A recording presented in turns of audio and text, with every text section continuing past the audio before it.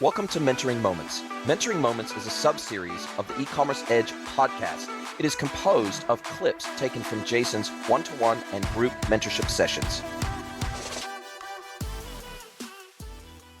Hello, everybody, and welcome to another episode of the pod. It is my pleasure to welcome Mr. Josh Marsden to the podcast, and he is the owner and founder of ARM5 Formula, and he is also the owner of CVO Acceleration. Welcome to the podcast, Josh.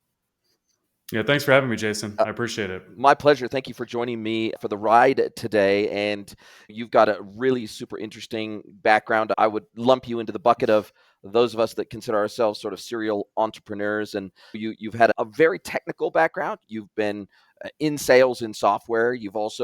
You have done a lot of things entrepreneurially in and around the edges of e-commerce for a very long time. Then you dove straight into e-commerce with ARM5 and also CVO, working specifically with e-commerce merchants and sellers. And you've been doing that for nearly 13 years now. So certainly not your first rodeo, but how did you come to be in the e-commerce space in the first place? What attracted you to this wonderful world of e-commerce?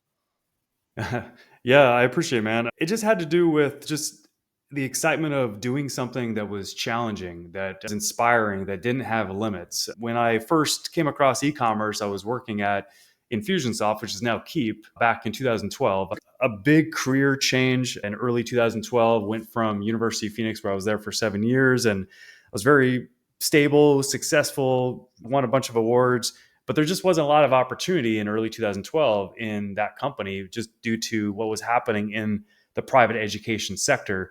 So I decided to make that leap, go to Infusionsoft and do sales there instead of being a manager, which I was at University of Phoenix. And that's where I just heard stories of how people were making money online. And it just blew me away, and it inspired me and it excited me. And it started to get my brain juices going. And then at the end of 2012, they let me go Infusionsoft. I think I just wasn't on the same page as the manager, even though I was 108% to quota for the year. And it was a blessing in disguise. I didn't realize it quite at the time, but it was a blessing in disguise. And from that point on, I started to sell services to small businesses to help them with, at the time, Infusionsoft. And then that is what was the seed that became my marketing agency, which became CVO Acceleration, which then also became ARM5 Formula company. So that's really how I got started, and what got me into e-commerce was just that first opportunity to hear how e-commerce business owners were making money online. Wow, what a journey. I think those of us that have been in the industry for a decade or longer, we've all come from different backgrounds. Now, there's a lot more sort of university courses you can take with digital and the e-commerce side of IT, et cetera. But back in 10, 15, 20, 25 years ago, when I started in this industry, you couldn't go to university for e-commerce. You couldn't go study e-commerce. There's 1,000 e-commerce courses out there now from 1,000 different people. You can learn from YouTube and from podcasts and from everything else. But when I started out, that was nothing. And so we were all figuring it out as we go along. And I think that getting in, that sense of getting in on the ground floor of something exciting really resonates with me, because that's exactly how I felt. I was like, I don't know exactly how this internet thing is going to change the world, but I know it's going to, and I know it's going to change it forever. And I know it's going to change commerce and the way that we buy things forever. And I want to be a part of that. In some way, shape, or form, I got to be a part of this incredible industry because it felt so new. It felt like we had done things from a retail perspective, from a selling perspective for the same way for hundreds and hundreds of years. And it felt like this was the first time we were actually going to fundamentally change the way people acquire stuff. And it was like, wow, this is cool. This is exciting. This is new. I was always a little bit of a tech geek anyway. And so it scratched that itch, combined with always tried to have the finger on the pulse of society and pop culture and all that sort of stuff. And so it felt like this was a confluence of all those things coming together under one technical roof. And as I said in the beginning, it was rough. There were sites built in frames, and there were sites built in Flash, and there were sites that Google couldn't even index. And we were all trying to figure this whole internet thing out, and everything was hard. I don't think that the crazy kids of today, that in 30 minutes you can set up a Shopify store and go selling, and you may not be successful, but you can at least start dipping your toes in the water of e-commerce with very low cost, very low risk, and you can at least try it out. You can at least give yourself a self-education with almost zero risk. And I feel like that is something that I'm sensing something quite similar with AI, and I don't want to get too much into AI for the purposes of this discussion, but I feel something similar to the coming of the internet and what I felt then, the coming of mobile and what I felt then, and what I knew that was going to change the face of commerce forever, because I knew that these things were going to become the remote control of our lives. I sensed it right from day one, and then now I feel a similar sort of excitement around the opportunities associated with AI, for all the way from vibe coding to product information management to just everything to do with Salesforce automation, because I work so much in the B2B e-commerce space now, and Salesforce automation through AI it is really coming to the fore now, and it feels like a little bit of a brave new world, doesn't it? Yeah, no, it's exciting. I love it. I've always had a bit of a tech background myself, being a bit of a tech geek, learning how to build computers when I was 18. And I did programming in high school, even. Pascal was the language back then, which is irrelevant today. But yeah, I think it's fascinating where things are going, and very exciting. So many different applications for AI right now. And I love the fact that we're in this industry where we have to dynamically adapt at all times, and we're dynamically challenged. We're never bored. We're always challenged. And that's great about what we do being in e-commerce. So yeah, I'm super excited for everything that's happening with AI right now. Yeah, no question about it. And speaking of that, if we talk about your ARM5 formula company, and in all transparency, we've never worked together. We've never worked on a project together. We've never bought a business together, anything like that. So I have to go Hmm. with what's on the website and what I know about you and your background. But as I understand Hmm. it, you're an e-commerce aggregator, right? And so you're Correct. Yep. buying existing operating e-commerce stores, or heavily investing in them and supporting them. And if not outright acquiring them, then you're acquiring a Right. stake in these businesses, helping to grow them, and then perhaps spinning off the stake. Now, that's a really interesting space to be in, especially now as we go head into the tail end of 2025. When we look back at some of the massive aggregator failures in the past, if we look at Thrasio, Benetago, SellerX, Elevate, there's like history over the last 5 years, say, is absolutely littered with e-commerce aggregators. Rev Brands is looking like it might be sued out of existence. Ty Lopez is in hot That's water right. with Yep. investors. So there's a Yep. lot going on in the aggregator space right now, and there has been a lot going on in the Hmm. aggregator space over the last few years. And the thesis originally, to me, was very clear and simple, right? These aggregators, their whole idea was, let's bring these brands that are independently successful, let's bring them hopefully under one operating roof.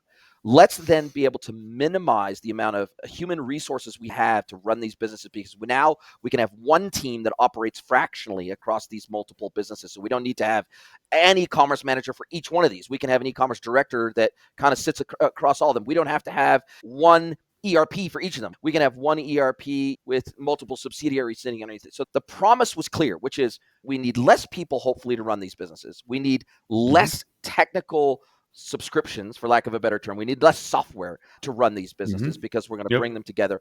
And we can hopefully cross pollinate, where we can cross pollinate some of our audiences to help them grow at a scale that's difficult to do as a pure independent. So I guess the promise is that kind of what as the promise of being an aggregator, but the reality for some of these aggregators has turned out to be just tragic, because usually once the original founders and owners and that spark that came from the founder and the owner leaves the business, because once they're bought out, oftentimes they're like, man, we're out of here, we're going to go take our millions and go sit on a beach somewhere or go do something else. you know that sometimes that secret sauce ingredient is hard to identify when you're looking at the pure numbers, when you're looking at the pure P&L, when you're looking at acquiring a business. Sometimes that secret sauce that is needed to keep that business growing is not obvious. And is that the challenge you Hmm. run into when you acquire businesses? Yeah, it's great that you're bringing this up, because there's a lot we can talk about here. For example, I actually spoke to the former owner or CEO, not owner, but CEO of Thrasio at an ecom aggregator conference. There was like maybe 30 of us or so, a very small industry. And I asked him what happened. And what I assessed from my research in that conversation is that they overcommitted to businesses. Their offers that they were making to businesses were too aggressive, and set up their cash flow management to fail Mm-hmm. when it comes to payments on those businesses. Like they overcommitted on a debt service ratio basically per acquisition. Yep. Also, they focused too much on Amazon, not brands, which in my opinion is not the direction to go in, because Amazon is not your They're a field. frenemy at It's not best, your right? land. They're a Right. frenemy. Yeah. It should be like a secondary sales channel, not a primary, in my opinion. And then besides that too, their hiring strategy too was hire educated people that were coming out of college, even very little experience, very little background, and plus they're domestically based. Yes. And so you're paying a lot for a team member, Yep. and you're also putting a team member in place that doesn't have a background in e-commerce or marketing. You're trying to teach them all They're like that. a It professional isn't manager, so to easy. speak. Yeah, it isn't easy. Even if you have the best processes in the world, it may or may not fail with that approach, in my opinion. And so that's why like Thrasio failed and fell to a bankruptcy at one point, and they're doing better now, which is awesome. But that's why they failed at one point back in, I think it 2024. was 2022, I believe, after they raised a ton of capital between 2020 and 2022. So that's what happened with that space. But so what we're doing is, for one, is we're not overcommitting on our acquisitions. Like, we're very clear on our acquisitions have to be at least at a 1.8 debt service ratio. Okay. And we stress test the projections against the offer we're about to make. We have an AI we developed in-house to help us do that. This way, we're rigorously making sure that we're buying a business and we're set up to, we don't buy only Amazon businesses. We've tried that a bit in the past. I think we bought one or two that didn't work out, and we learned our lesson. Definitely lots of lessons over the last few years. And then besides that, we have a international hiring strategy where we're not going to try to hire domestically and pay a premium. We're definitely not hiring people that are coming out of college with no experience either. We're hiring people that are working in e-commerce, have e-commerce experience, can come in, can deliver impact, can deliver results, or they're out. Simply that. And then besides that, we're also investing heavily right now in getting an agentic AI software up for e-commerce, which is going to give us a moat. It's going to differentiate us from others. And it's going to also boost our value, because right now we're driving hard to go public by July 1st next year. So this way we can return a lot of value back to shareholders. That's our number one goal. And to get there and to get to that value, the key is to continue to grow the portfolio, add a few more acquisitions, and also launch that software, because that software alone is going to have a lot of value. But then you combine it with the ecom aggregator, now our multiple goes much higher as well. And then we go public, our multiple goes even higher then too. So that's our plan right now. And that's why we're in the middle of a raise right now in my company, ARM5, with the Reg D that we have filed with the SEC. So this way we can raise capital, get the resources we need to accomplish our strategic plan here, which will help us get to a targeted $80 million valuation by July 1st. Wow. Big ambitions, big ambitions. And do you also have, in addition to obviously this return on invested capital, your ROIC targets, do you also have EBITDA targets? Are there other metrics that you're looking at within these businesses, other financial metrics, other performance metrics, other growth metrics, like year-on-year growth metrics? Are there certain other characteristics of these businesses that you like to acquire that paint a more full picture of what, not only where the business is today, but where its potential sits tomorrow, and where you can perhaps, by injecting capital, but more importantly, not so much just injecting capital, but injecting capability into the business that it may not have today. Yeah. And you're saying, look, there's a synergy here, meaning that, and I usually hate that word synergy. The whole idea here, obviously, is to make 1 + 1 equal more than 2. That's the idea, right? Mhm. It's how can Yep. we bring our leverage, whether that be capital leverage, knowledge leverage, capability leverage, connection leverage, whatever that may be, if we can bring that to the businesses that we acquire, and we can see a strategic ability to grow those businesses with alpha in some way that's better than the market average, then we probably got a pretty good business on our hands. We got a pretty good opportunity on our hands. And as part of your due diligence, what are the top 3 to 5 things you're really looking for in these businesses that go, these guys have the potential to be a unicorn, and we want to be on that bus? Yeah, sure. For one, we only target health and beauty. So we only focus on health and beauty targets. It has to be a 2+ year old company at minimum. Longer the better, obviously, because the more it's established, the safer, the lower risk it is. It has to be profitable over the last 12 months. There could be like a few months maybe where they fell off, but they got back on track. It has to be either stable or growing. Even if it's a slight growth curve, that's fine, as long as it's like stable, or then we'll let it through the first filter before we even consider making an offer on the business. No drop shipping unless it's high ticket drop shipping. That's the only type of drop shipping we're open to. It has to be domestic. It can't be China based. And then besides that, they have to have a good marketing funnel that's working, Yeah. that's still working on day zero. This way, on day one, when we take it, we can just continue. Yes. So we're looking for a turnkey business, like a business we could step into that will continue to have success, but there's holes, there's opportunities, and we see it. Because our background as a marketing agency, we helped lots of different companies and spoke to tons of different companies and served lots of different clients, as you can imagine. And we were always really good at going through a diagnosis, identifying the gaps, the holes, or the performance improvements that we can make in a business with what the business is currently doing. Yes. And so we do the same thing now with the businesses that we're reviewing, that we're thinking about buying ourselves now too. And so that goes into our due diligence process too. So this way we can identify a turnkey business that's a winner already, but a winner we can take further. That's our goal anytime we acquire a company. And are there any characteristics of the founders or the leaders of these businesses? Are there any key characteristics that you've seen some commonality in that you go, okay, cool. All the businesses we've acquired, I don't know, maybe the founders are extroverts, or the founders are pretty technical, or they have a background in the products they're selling, or whatever it might be. Are there like just certain characteristics that kind of help to inform your belief in the business or your belief in the ability to help accelerate these brands? And then secondarily, if that's the case, do you traditionally try to keep those people in the business for at least a period of time so you can get close to what that intangible that these founders or these leaders of these businesses bring to the table? Is that something you try to absorb through your onboarding process of onboarding that business into your portfolio? Yeah, that's a great question. Nobody's ever asked me that, actually. We don't really, when we review a business to buy outright, we don't necessarily do any type of call on the owner. Yeah. We look at the business, we look at it very objectively, and so it's independent of who was running the business up to that point. Now, with that said, we are definitely very apprehensive about buying a business that was too owner dependent. Yes. If it was too owner dependent, then it's not really a turnkey business. Yeah. So we don't acquire it at that point. It's a cult of personality more than it is a business.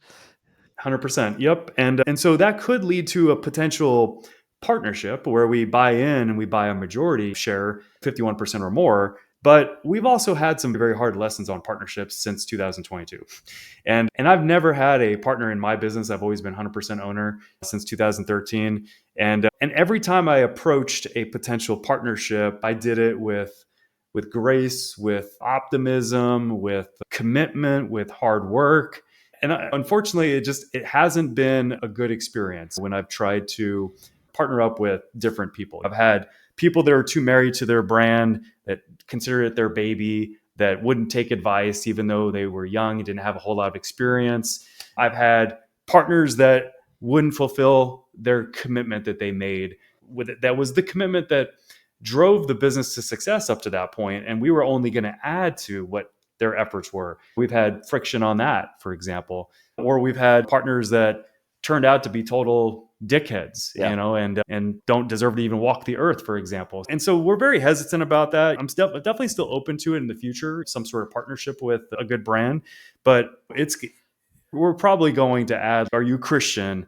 Let's review your character. Take this test. Let's see what your character looks like. And really have some hard conversations before we even make an offer on a potential partnership, just because we've been definitely burned by partnerships over the last few years. And we don't want to go through that again, because we have a goal here we're trying to accomplish for our shareholders and ourselves. And we don't have time or energy to waste with partners that don't work out. Yeah, I think ethical and moral criteria is there, and Dave Ramsey is fond of saying the only ship that don't sail is a partnership. If one of the smartest guys from a wealth building perspective in the world says don't do partnerships, it's probably some sense. And he's been in business for 40 years or something like that. If somebody like that with a few more gray hairs on their head than you and me put together says don't do partnerships, it's always a risk, right?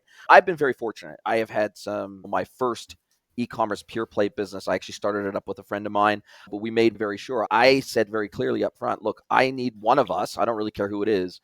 I need one of us to own a majority. So 51-49, I need one of us. We're going to both put in 50% of the effort, but I need, in a case of a tie-break scenario, I need someone to have a clear leadership judgment call ability here to say, look, we think we're deciding on a different direction to take the business. maybe I want to go one way, maybe you want to go the other way. Someone needs to be able to break Yep. that tide. Someone needs to be able to make that judgment call without fear of retribution, because look, you are the majority owner of this business. And so therefore you've got to make that call, but you also have to live with the consequences of that judgment call. So the reality Mhm. is I've only been in a couple of partnerships in my entire entrepreneurial career. You have to, it is high risk for sure. Partnerships are just high risk by their very nature, because how do you measure the effort that one person puts in versus, we always value our effort more than anybody else's. It's just that it's the way of the world. It's the way of human beings. And so how do you make Mhm. sure that someone doesn't feel like they're being slighted, or someone doesn't feel like Yep. they're being taken advantage of, or they feel like they're not getting fairly compensated for the extra effort they're putting into the business or whatever. It's just, it can get super messy really quick. And then of course you got to have the clauses about drugs or death or family fights, or there's just so many things you've got to put into the partnership agreement, and it's difficult to cover every eventuality that may occur. But I don't want to go down too much that rabbit hole of partnerships, but that makes sense to me. I guess I said all that to say that it makes sense to me why you would want to acquire most of these businesses just outright. You're like, okay, cool, maybe Right. we keep you on as a contractor, or maybe we keep you on as an employee for a workout period of 6 months, or maybe we have something in the contract that says, look, we need you to stay in the business for 6 months after we take it over to do a proper handover and transition. And then like you'll get the final tranche of payments after that 6 month period, whatever it is. Yep. Like I can For understand sure. that kind of thing, but a straight up partnership, I can understand the risks associated with that, right? Yeah, yeah, for sure, man, for sure. I don't want to open up that wound too more, but I think I already did. I already voiced some of the stresses that we've been through with partnerships over the last few years. But yeah, if we considered it in the future, we would definitely add a number of different steps before we even consider it. Or we would just, like you just said, just offer like a consulting employment for X period of time. Yep. Yep. Makes absolute Yep. sense. Now, if someone listening to this has either a startup e-commerce business, or they've been operating for 2, 3, 4, 5 years, they're making a pretty good income off of their e-commerce business. It's going well, but they are, what's interesting is I find that more and more of these e-com businesses that are doing well, that they are run on a shoestring, meaning that they are owner operators, right? Hmm. In many respects, it's almost like they have a really well-paid job, but they are so tied to the success of their business that it makes it really difficult for them to think about vacations, and it makes it difficult for them to think about hiring people, because then it's, geez, okay, we've got a certain amount of profitability that supports maybe me, my wife, and a family, and maybe one or two administrators or some part-time people, but it's probably not enough to bring in a professional operator plus pay us a living income or a living wage. And so what Hmm. are the types of things that you would suggest or recommend to businesses that are looking at a strategic acquisition at some point in their future? What are the 1, 2, or 3 steps they can start taking today that makes them much more attractive to somebody like you or an e-commerce aggregator to go, wow, you tick like 10 of these boxes? Is it, okay, you've got really solid back office systems with really solid system integrations. Maybe you're running QuickBooks, but it's deeply integrated with Shopify. You're already running the 3 or 4 apps that we would install the moment we walk through the door. Maybe it's a Klaviyo, maybe it's a order editing, maybe you've got Hmm. these ingredients. It's like a recipe, right? Where you go, okay, cool. If you build your cake according to this recipe, then it's going to, by definition, make you a truckload more attractive once you get to this certain growth level to people like me. Yeah. No, that's a great question, man. I would say that if an owner wants to have a strategic acquisition done to their company in the future, then, and they want to sell their company, they want to step out of it. That's what you're asking, right? Yep. Not partnership. Yep. Okay. Yeah. So for one, they want to make sure they build out multiple channels when it comes to lead and customer generation and being able to monetize, retarget. And because that makes it much more of a attractive business, because obviously if a business is over relying on one channel for revenue, that's a very risky business. Yeah. Also, they should try to create a subscription offer and have a subscribe base of customers that they're creating and they're growing over time through follow-up marketing and using funnels and things like that. This way, when we check them out, we see that they have predictable subscription revenue, which also creates more value for them because then they have a higher multiple. Yes. And so now the business is worth more too. But for us as a buyer, it's a safer business because it's much more turnkey. It's going to produce fruit after we buy it automatically. So that's another thing too. And then besides that, just just making sure that the owner has really grown a staff and has created a staff and has hired good people and has put good processes in place. There's a good culture in place, a performance driven culture. That's ideal too. That's a hit or miss, though, I can say from my own experience, because it takes a lot of work experience to know what that is and Yeah. how to create that when it comes to creating a performance driven culture. And so that's ideal, though, if we're considering buying a business. So for any owners listening to this, those are the three things that I would highly focus on if you want to have a strategic acquisition of your company and you want to have the most impact on your savings account, your checking account when you sell your company, because that's going to produce a much higher valuation and multiple on your business. Yeah. Systems and processes, man, that are repeatable and sustainable, such a key thing that we should be striving for that anyway, regardless of whether they're going to be acquired or not. But especially if you're ever Yep. thinking about being acquired, that's kind of table stakes to make sure that you're very attractive with a decent valuation. Where do you do deal Yep. sourcing? Are you looking at Flippa? Are you looking at some of the online business sales services for digital assets? Are you doing it through your network? Are you doing it through LinkedIn? Where are you doing most of your deal sourcing from? Yeah. So in our history, it's been Flippa primarily, but we've had a great amount of volume coming from our network over the last few years too, as we've started to gain headway and be recognized as a buyer. We've got various brokers in my network that I see offers all the time on my Facebook, for example. We even have a private group with people that we're teaching how to buy an e-com business. This way they can create cash flow and build wealth. And we have brokers in that group too.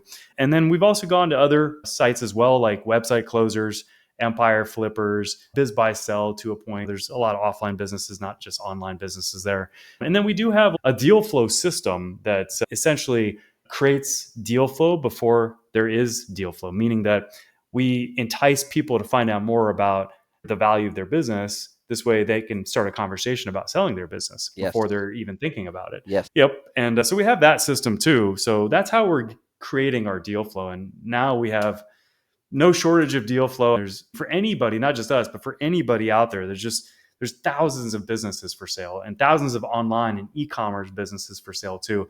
It's a great time to be a buyer. You just have to know what you're doing. Yeah, you can get burned pretty easily if you don't. Yep. Now, B2C, D2C versus B2B businesses, do you have a preference? Do you work exclusively of one or the other? Because I tell you, the opportunities to acquire and improve manufacturing and distribution businesses that either have just started on their journey of e-commerce or they don't do e-commerce yet, but man, they got huge opportunity. They own a significant chunk of their industry. You can come in, you can improve them massively, or maybe they only do EDI and punch out sales today digitally. They don't have a self-service e-commerce solution yet in place. What is your favorite type of business to acquire? Now, I know you said health and beauty. That's a focus for you. But is it really just D2C brands in the health and beauty space that you're acquiring? Or are you looking at these manufacturers and distributors in the health and beauty space too? Yeah, we're mainly focusing on B2C brands. They can have a very substantial B2B wholesale channel, and we could just build on that business and add direct to consumer. But we're definitely focusing on just direct to consumer brands. Amazing. And when you come in, what are the first like one, two, three things you typically do once you take over a business? Are you consolidating tech stacks? Are you migrating them onto new backend solutions? Are you trying to move them to a centralized 3PL that you use for all your brands? What are some of the first things you do to try to bring efficiencies of scale to the businesses that you're acquiring? Sure. We already know pretty early on before we even buy what we can cut from the business when we look at the profit and loss statement. Yes. So we already have that in mind when we acquire a company so we can create more efficiencies. And then besides that, the 3PL question you just brought up, if it has a good 3PL that's reliable, that's built a strong relationship with the brand, and the cost of service is pretty comparable to 3PLs we currently use, then we won't consolidate and bring them into a different 3PL because we want to keep the business running successfully. Yes. And if it has been successful, we don't want to make too many changes to things like that.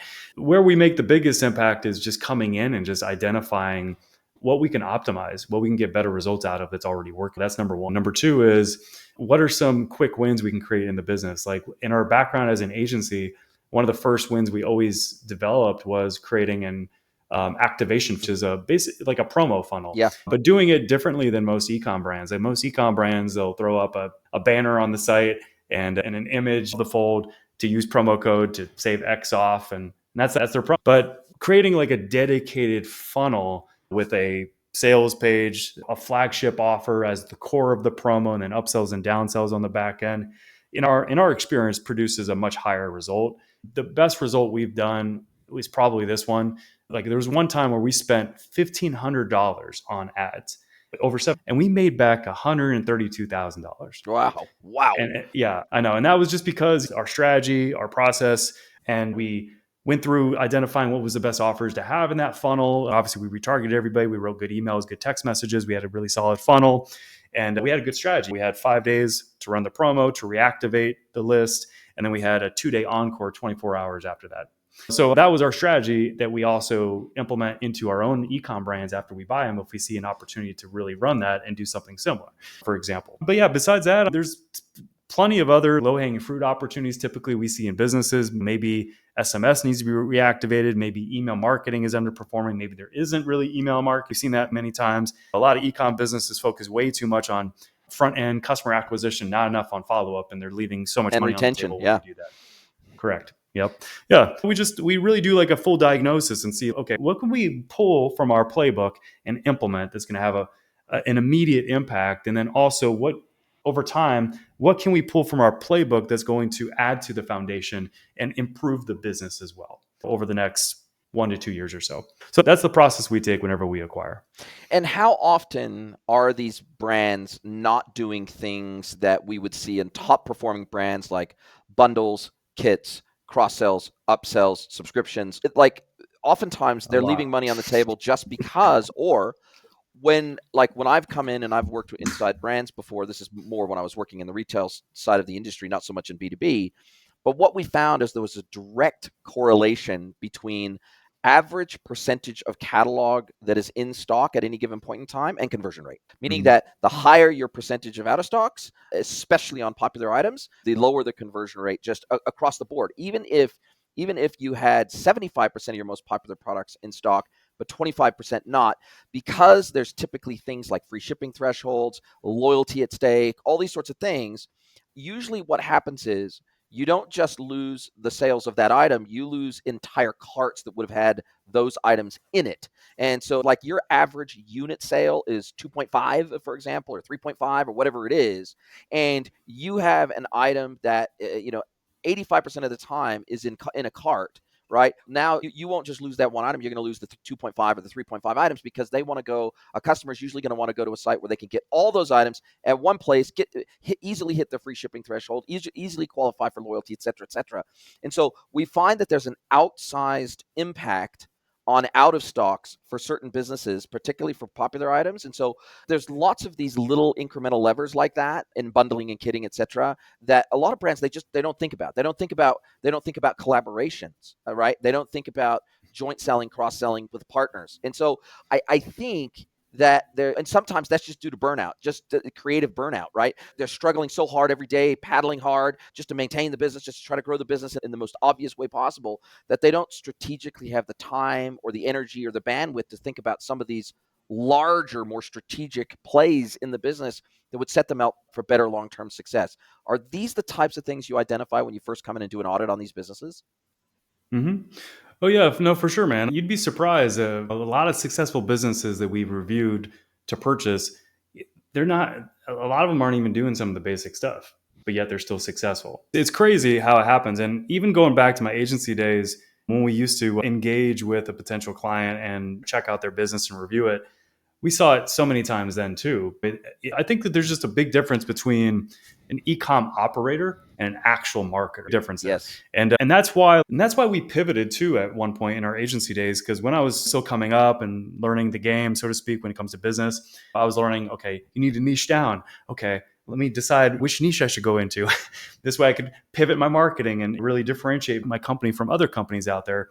And I just looked back at that point when I was making that decision. I looked back at e-com businesses that I had consulted with and I had worked with. And there was always that gap. There was always that gap between someone being an e-com operator and being like a really good internet marketer. Yeah. And so I saw that gap and I was like, that's my gap. That's the gap I'm going to focus on providing value and impact with. And so we decided to niche down into e-commerce as an agency back in like 2017, I believe. And companies all the time in e-commerce they're really like missing out on some of the basics consistently. Like it always happens. Isn't unless you're reviewing like a very successful multi-8, maybe 9-figure company that you don't see that. Yeah. And speaking of that, what is the top? Are you acquiring 6-figure brands, typically 7-figure brands, 8, not like, where is your sweet spot in terms of like acquisition cost? Is it $1 million, $10 million, $100 million? Yep. Like, where is Yep. your sweet spot where you say, look, this allows us to acquire a business at a favorable multiple where we still have room to come in and expand that substantially once we acquire the business without having to stretch too far in terms Mm-hmm. of maybe not having enough of a cash buffer to be able to do certain things because we spent too much to acquire these businesses. Like you said at the beginning, Thrasio and others, they paid too high a multiple for a lot of these businesses and they just caught themselves super cash strapped. And if they were planning on the cash flow of the business to help pay for the business in a decreasing cash flow environment, that becomes really difficult. So where is your sweet spot of acquisition value? Yeah. So it's 500K to 2 million right now. Yep. And then it's really going to bump soon, like especially when we go public. That's really where we're going to bump it up quite a bit because there's definitely more opportunity and less risk in buying a bigger business versus a smaller business. But that's our current buy box. We've tested going above that. And unfortunately, it was very hard to acquire bigger companies that are worth, let's just say, 5 million 10 to 50 million, even 11 million. Yeah. Very, very hard because you got to raise a ton of capital or you got to go to the banks or lenders and get approved for a very substantial loan. And it's also a lengthy process. And it's not good, especially if you're trying to grow a very successful e-commerce aggregator. And that's one of the biggest reasons why we decided around August of 2024 that we were going to commit to trying to take the company public over the next few years, just because there's just so many more opportunities to get capital to accomplish our big goals and to buy bigger, lower risk businesses too. Yeah, so that's our buy box currently. I love it. What's next for you guys?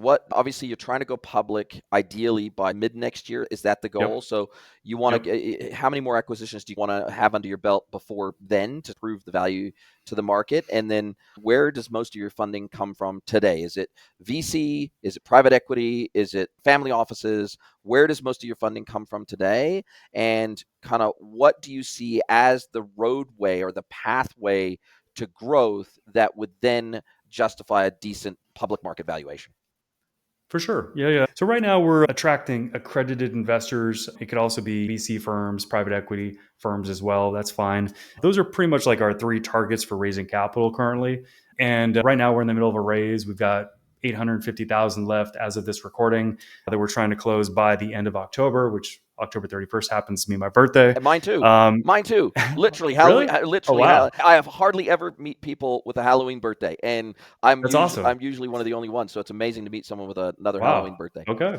Yeah, that's really cool. Nice, man. We're very fortunate. We've gotten to dress up and go to parties that were in our honor, basically. Totally. Love it. Yep. But yeah, so we're in the middle of a round right now with those specific target investors or investment groups. So this way we've got 2 businesses are already under LOI to sell to us, which is going to more than double our value very quickly, which is great because that means that we're going to increase the value of our company for our shareholders, which is great as well. And then we're going to acquire one more unknown company at this point by the end of this year, 2025. By the end of the year, we're going to also fully develop our ARM5 Formula.ai software, which is an agentic AI software for e-com that we already have the blueprint done. We need to raise more capital to be able to fully develop it and also have a marketing budget to push it out to get initial customers on the platform. And so we accomplish all that. By the end of the year, we'll be in a really good place for 2026. And then early in 2026, the objective is file our S1, go through a pre-audit process, get ready to get audited, acquire maybe 1 to 2 more companies max. Mm-hmm. And then after that, we should be in a strong position to accomplish our target valuation when we go public, which like I said before, is 80 million. Wow. Amazing. Amazing. Listen, this has been a fabulous conversation. It's been super fascinating for me. I'm sure it's been fascinating for my audience. I think this is good. These discussions are good to have because I think it's really important for e-commerce operators out there to know that they can have an exit strategy, that they can have exit goals, that they can have a roadway to excellence, that they can have an opportunity to where they can exit the business successfully, profitably, get part of their life back, because if they've been working on this for 2 to 5 years, it's probably been all consuming during that time. I know it was when I ran my own e-commerce business. It becomes all consuming really quick. It's just the nature of the beast. And with Hmm. most entrepreneurial endeavors, it's the same, right? And so I Hmm. think it's important for people to realize there is an exit strategy. There is an exit pathway here. There are people like you out there looking to acquire these businesses. There are platforms like Flippa and other platforms out there for digital asset sales. And I think it's really important for them to understand, okay, here's 1, 2, 3, 4, 5 things we can do to maximize our valuation prior to acquisition. There are things we can do to make our lives easier from a system and process perspective as we go through that process of building out maximum value in our business. And we can make our business more autonomous over time, especially with the advent of new AI technology. So this has been a really Hmm. interesting conversation. I hope it's been inspiring for those internet entrepreneurs out there that want to maybe not run their internet business forever, that they do want to build it to sell it, right? And so that's very exciting as well. And I think that's hopefully super inspirational for everybody out there listening to this. I'll drop a link to the show notes. I'll drop a link to your LinkedIn profile and to your website in the show notes. Other than that, if people want to talk to you about an acquisition, what's the best way to get a hold of you? Yeah, sure. Yeah, just shoot me an email, josh at arm5formula.com. And I'd love to connect with other ecom business owners that advice on accomplishing their exit goals and their growth goals as well. And then besides that, as I mentioned before, we're looking for accredited investors, ideally value add accredited investors that have business experience, ecom experience. This way you can bring an additional value piece to the puzzle to help us accomplish our goals. It's a win-win that way as well. And so if you are an accredited investor, definitely shoot me an email as well and let's chat. Love it. Love it. Now, I've been starting to ask this question at the end of my episodes. If there was one thing and one thing only you could change about the e-commerce industry at the snap of your fingers, what would it be? Ooh, that's a very surprising question. I got to think about that for a moment. Man, that is a really good question. Honestly, this is a funny answer, but I think that we're actually doing that right now with ARM5 Formula AI because it's going to have such a massive impact on ecom businesses when it's out and people are using it, just because it's going to streamline operations for ecom business. It's going to improve performance because we're going to have our own knowledge baked into the software. This way, there's a default knowledge base there that can make an impact. And plus, the autonomous agents we have planned out are very unique and are going to make a massive impact on ecom businesses and their performance and their growth and altogether their valuation. So if there's one thing I could change, I would say change the operational strategy of an ecom business in general. And I think we're about to do that with ARM5Formula.ai. Fair enough. Look, love it. It's a fair answer. Listen, as we do come down to the end of our time together, this is now my opportunity to flip the script. I get to hand the microphone over to you. I get to let you ask me one question, any question you like. It can be personal or professional. Mr. Josh Marsden from ARM5 Formula, as well as CVO Acceleration. What is your question for me today? Sure. So, what's been the biggest case study that you've heard on your show? Yeah, I don't think I've ever had specifically an episode, nearly 600 episodes. You'd think I would have had a case study by now, but there haven't really been that many case studies that have been talked about on the show because I don't really go out and target merchants. And by that, when I started my podcast, there was really no one talking about the technical and operational side of e-commerce, which is why Mm-hmm. there's the operators and there's a few other podcasts that focus on the technical operational side of e-commerce. But when I started, almost everybody in the e-commerce podcast world was focused on merchant stories and digital marketing. That was Mm-hmm. like what they were focused on. And for Yep. me, as somebody who was working more, not so much in the marketing side of the business, but the operational and technical side and solution architecture, enterprise architecture, et cetera, that content didn't resonate with me as much because it wasn't the side of the industry that I was focused on. And it wasn't the side of the industry so much that excited me and inspired me. And so that's one of the reasons why I started the podcast that I did in the way that I did, We first started out with just our Friday episodes, which was fully tech focused, which was focused on tech platforms in either specifically e-com, omni-channel, or digital retail. What were the technologies that were helping to move businesses forward that had not gotten the spotlight? Basically anybody other than Shopify, basically, who wasn't getting the spotlight that they deserved, to help people understand how Mm-hmm. these technologies could improve their businesses. Okay. And then I added our Monday mentorship episode, and I found that e-commerce mentorship, which is exactly where your episode will fall, I wanted to have people on the podcast talking about areas of expertise that I was not an expert in, that I didn't have direct experience with, and to bring their education, their learning, their edutainment to the channel. And then, because 5 years ago I doubled, tripled, and quadrupled down on B2B e-commerce, because I saw that as the next massive growth wave and opportunity in e-commerce, and I had seen these patterns emerge so many times before, I was pretty confident that was where the industry is heading. It was like, man, I got to devote one episode a week just to B2B e-commerce, because no one's talking about that.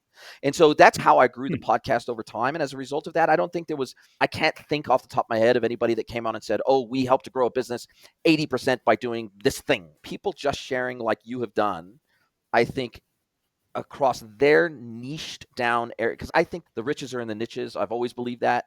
And I think that niching down is a superpower. And I've tried to do that in my own business in the B2B space over the last 5 years. And that has proven to be massively beneficial to the audience of getting that, because there's a lot of generalists in our industry. But when you can get down into a really specialist niche in an area, whether that's paid and performance, it doesn't really matter whether it's AI, whatever it is, that when you can go deep instead of just wide, that is super interesting to an audience where they may not know anything about that topic when they first start listening. And that to me is exciting. Yeah, I got you, man. Then you know what? I'll ask you a different question. Sure. What's your favorite technology right now and why? I am really excited about AI and B2B, specifically in the area of Salesforce automation. So not Salesforce, the platform, Salesforce, the process automation. Because with multimodal AI, and this has really only been possible in the last 12 months, we can now turn what have traditionally been pure comms channels, email, SMS, Teams, Slack, and WhatsApp. We can now turn those into headless commerce channels. And that is super exciting. So people can make queries around inventory, pricing, availability, shipments. They can place an order through those channels now. And we can, using multimodal AI, we can map all that directly into the commerce system as if the customer logged into their portal and did that action themselves. Nice. And that to me, and that's where I actually think headless makes more sense in the B2B world than it does in the B2C and D2C world. So it's a super exciting time. I'm seeing massive acceleration in this technology right now. Some platforms are already building it into their technology. There's also some middleware platforms. That's all they do. And it is platforms like Motivate and a couple of others. And it is something that is immediately applicable to B2B. Pretty much every manufacturer and distributor out there has problems with Salesforce automation right now. And so it's immediately applicable in their business, and it immediately moves the needle in their business. That's awesome. Cool. Great answer. Thanks, man. Listen, super appreciate your time. Super appreciate your transparency and honesty. I think our audience is going to enjoy it. I really appreciate your time. Can't wait to speak to you again soon. Thank you. If you'd like to get mentored by Jason for free, head over to greenwoodconsulting.net, scroll to the bottom of the page, and click Get Mentored by Jason.